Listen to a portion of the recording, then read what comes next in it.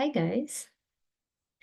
Today I'm going to talk about Pantang and Petua in pregnancy and postpartum among the Malays in Singapore.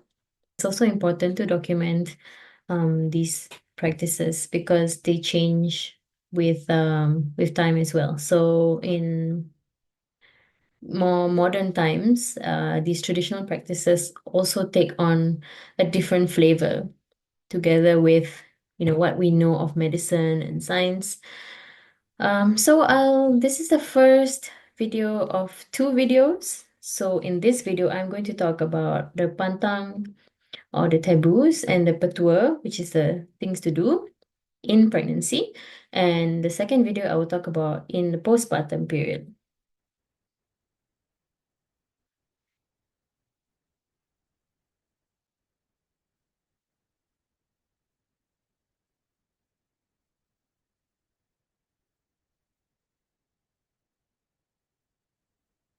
All right, so here we go. Pantang refers to two different things when we talk about pregnancy. So it means taboos or things that you should not do in general. And in the pregnancy context, it refers specifically to the 40 days of confinement that are also called pantang. I guess because there's so many things you should not do in that period.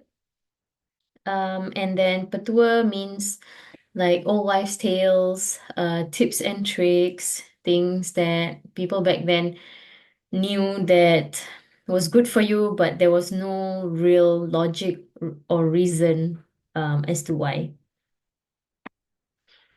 So I found these two books while doing some research for this presentation, and they are found on Shopee from Shopee Malaysia. So it seems like, these are still very relevant practices for Malay women who are birthing today, and that people are still interested in what they should or should not do from a traditional perspective. So one of my respondents, she mentioned and showed to me this fruit that is in Malay is called buah zuriat, or literally the offspring fruit, and it's meant to help you increase fertility for both men and women. And as she told me, um, all the names are not real names.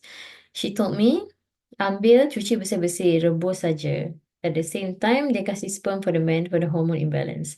So you just have to boil it, and then drink the water from the boiling. And she has also given case studies of how this worked for her clients.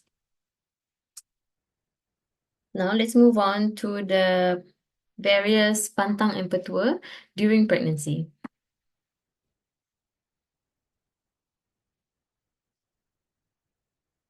So generally, a lot of my respondents, the first thing they start talking about is once people around them know that they're pregnant, they start getting a lot of advice about what to eat and what not to eat. So the range of these foods is quite large, and there is some overlap with also um, other practices of other ethnicities. But generally, the idea is to avoid foods that are itchy, cold, heaty, or spicy. So for example, Eka says you cannot eat things that will make you itchy, like ikan bilis, which are small anchovies, or things that are heaty, or things that are cold, like fruits like mango, anything that would introduce cold to the bones. Another respondent, Siti, says there's a myth that says that your baby will be pale if you drink coconut water. Another respondent, Soraya, said, don't eat spicy food. Or she was told rather, don't eat spicy food because the spices will be so hot for your baby. And people said to her after her child was born, oh, this one because you eat a lot of chili, that's why your anak jadi dah terbakar dalam perut. Because that child had quite dark skin, and that's what people said. Because she ate spicy food, that's why the child was dark.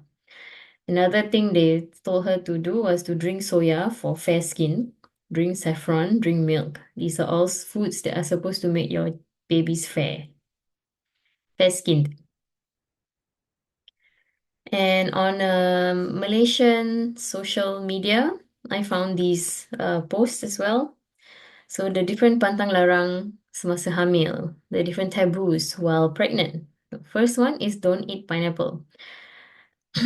Number two, don't eat durian. So these are both, for pineapple, okay, the myth is that it says that pineapples are sharp. They have a sharp character and they can cause miscarriage. Durians are heaty and can also cause miscarriage.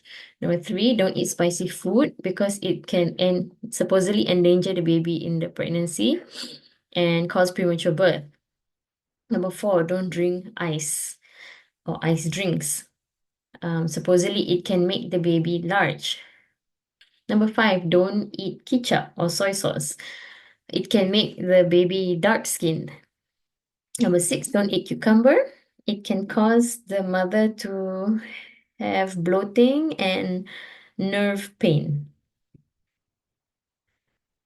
I think we can see also that the properties come from the food itself, and then that property is assumed to transfer to the baby. So like pineapples, they are sharp, like they have their small thorny seeds. And then that's the thinking is that, it's linked to any sharpness in the uterus will cause a miscarriage. Next, exercise. So one of my respondents, Fazila, said there's one group of Malays who say the more you need to do work, be active, get on the floor, scrub the floor. But there's another group that goes, no, no, no, you're pregnant. You got to be careful, watch your steps, don't do a lot of work, and don't carry heavy things. So the jury is out on this one. We don't know. There are, it's kind of split on whether pregnant women should exercise as a part of normal daily life or also not do too much. Another one is urut or massage. One of my respondents, Laila, said she was told it's good to get a massage at 7 months, which I didn't do. When the baby didn't turn, I went to get a massage. The masseuse used to do births. She tried to turn the baby as well, and he just refused to turn. So this respondent, her baby was in a breech position, and she tried to, seek traditional knowledge, massage knowledge to turn the baby before going to the doctor when the doctor would do a ECV or is it external cephalic rotation? Like basically try to turn the breech baby from head up to head down by manipulating the belly from outside. Another respondent, Safina, said, I kena pula urut yang macam very light. Macam, cik tak boleh tekan kuat-kuat sangat sebab ni baru bersalin. That's what the masseuse said. I macam, ya Allah, aku tak rasa apa-apa pun. After that, betul lah sengal punya badan.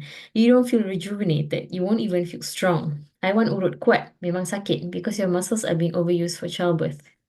So this respondent of mine has many children. And she's experienced various kinds of massage. And she said she prefers the kind of massage that is very hard pressure. She doesn't like the light pressure kind of massage. So there's a belief that if the harder for her, the belief is that the harder you massage, the better your circulation will be, and so the better your recovery will be. So in pregnancy, I guess from a spiritual or like a mystical perspective, the pregnant woman is seen to have darah manis or sweet blood. That means she is more at risk spiritually for being the target of the evil actions of unseen entities, different spirits. As Soraya said, darah manis nanti Pontianak kacau, those kinds of things. When I was pregnant, I was living alone because my husband was in school overseas and my in-laws were also overseas, so I would sleep with the lights on. And Eka said, cannot go out at night because got hantu and they will want to take your unborn child. After Margaret, right, that's when the ghosts come out. No swimming also because you are vulnerable. So when because a pregnant woman has darah manis, that's used to justify her where she should go or not go and at what time of the day and also what she should not do. So one thing in particular that was mentioned by a few of my participants was not to go out at night, especially after sundown, and then to not be near big bodies of water, so like the ocean or lake. But of course, there were also some respondents that did do it anyway. But the idea, I think, about the big bodies of water is that it attracts entities. But of course, I guess practically, it's probably not too safe to go near a big body of water at night when it's not well lit, right, at the beach. Okay, jimat or azimat. So there were two kinds of amulets that my respondents talk about. One was a kind of pouch, which I think in Javanese is called ponjon or something, but I have not seen that pouch in real life or a photo of it. So the descriptions vary. For example, Saliha told me tali pinggang merah ke kuning, kain, made of kain. Then tengah-tengah kita taruhlah paku, lada hitam, bawang, pisau, cili kering macam gini. Ikatlah. So she's describing a kind of belt made of yellow or red cloth. And then in the pouch attached to the belt, um, you should put in a nail, so something sharp, black pepper, something spicy, hot, bawang because it's smelly, pisau because it's sharp, chili kering again because it's sharp and spicy, and then to tie the pouch with the belt and tie it around the abdomen. Liana also describes her sister-in-law making for her a pouch. Kakak dia made for me pouch. Pasal my ex-husband fish, so I ikut. He asked me to carry. I said, leceh punya barang. It's just a small pouch. Habis ada safety pin. Kalau tak pun taruh dalam bag. That's what her husband said. What can this thing do? I mean, kalau you literally jumpa Cik Kak or Pontianak or whatever, you throw at her. The second kind of jimat or charm that I saw, which is also sold on Shopee, is like pair of scissors, safety pin, and like garlic or onion that's already dried, and then they just tie it together. As you can see the photo in the bottom right hand corner, they just tie it together with a string, and then you would carry this thing in your bag or pin it onto your clothes. Another respondent, Soraya, she said you should tie a string around your belly and put sharp things in it, and then maybe like a bawang kecil or something. Something that does not smell nice, then you wrap it around your tummy to scare off these evil spirits. So my respondents had, I would say those in their 30s and 40s were quite skeptical of such a charm, of doing such a thing. One of them, she said as well, like she already wears tudung, she wears hijab, and her hijab has sharp pins in it. So why does she need to carry extra sharp things? Another taboo related to an eclipse was people said that do not look at the lunar eclipse, because she heard of someone who did that and the child had a birthmark somewhere on the face. So I'm not sure. Again, this could be because it's a un uncommon phenomenon. Maybe there's some changes in the weather, so just for the safety of the pregnant woman. Okay, as women approach birth, so around 7 months, this is seen as a significant milestone in the pregnancy. So there's some extra rituals that can be done around this time. One is called the linggang perut, which is the shaking of the belly. So one of my respondents, Iza, describes the ritual as the kain batik lepas, so a free, like a unstitched kain batik, 7 times go underneath your body. 7 months, they believe baby is head down, right? if maybe at first it's head up, then towards delivery it will be head down. So what they will do is they will also give out jajan pasar, which is kuih-kuih basah, like ondeh-ondeh, epok-epok, or lopes, and give out to the neighbors and family members. It's a kind of announcement to say, hey, one of my family members, my daughter is expecting. So from the holistic medicine point of view, the lenggang perut ritual involves using what they call a rebozo technique on the belly, which is a way of loosening the pelvic ligaments to promote like the best fetal position for the baby to go head down and also be in the best position for birth. And then from the cultural point of view, there are these if we look in Malaysia, the Bidan have a longer list of rituals that they do around this lenggang perut ritual. So for example, like rolling a coconut down the belly, using a spoon to make some gestures and actions on the pregnant woman, feeding the pregnant woman certain foods, and she has to sit on a nice decorated chair and wear songket, like beautiful clothes. All this is meant to kind of ensure safety for the baby, ensure a smooth birth, and ensure that the mother is healthy and strong. Another of my respondents also mentioned marhaban, which is when women come to sing to the baby. They do sing songs from the Quran. Usually, the more affluent families will do this, also around 7 months.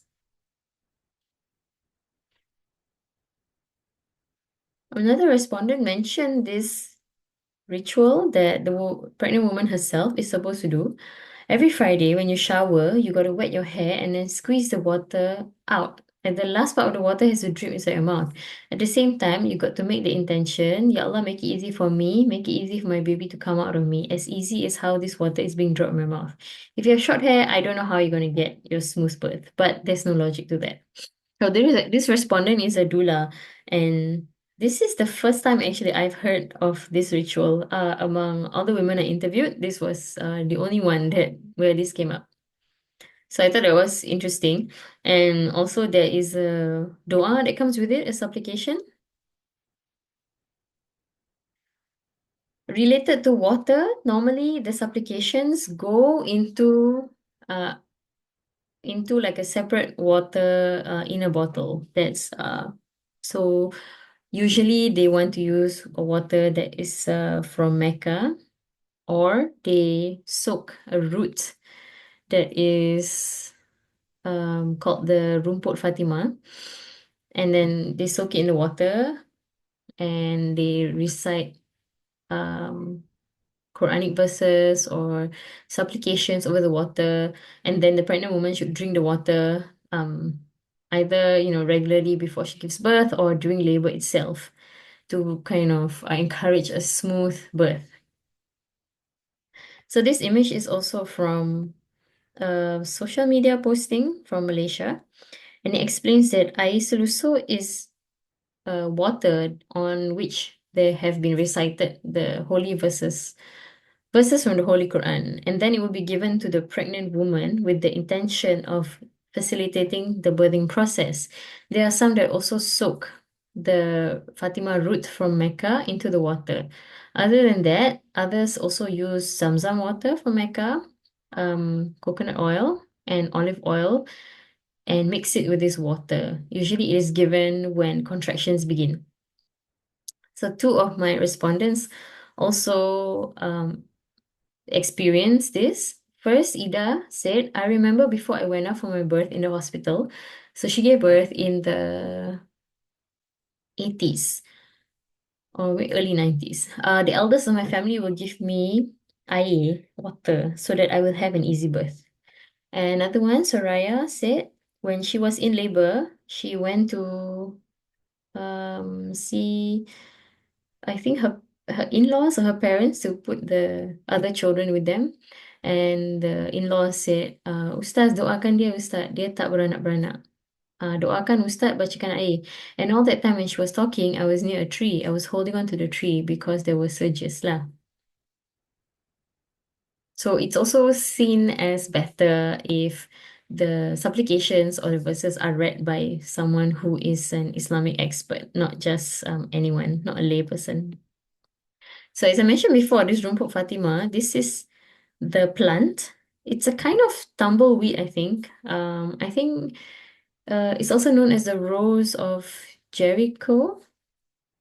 I've seen this in real life. Someone sent it to me for my first birth. So at first it looks like this. It's a crumpled up weed in the root, and then when you soak it in water, it starts to bloom. So it starts to look like a flower.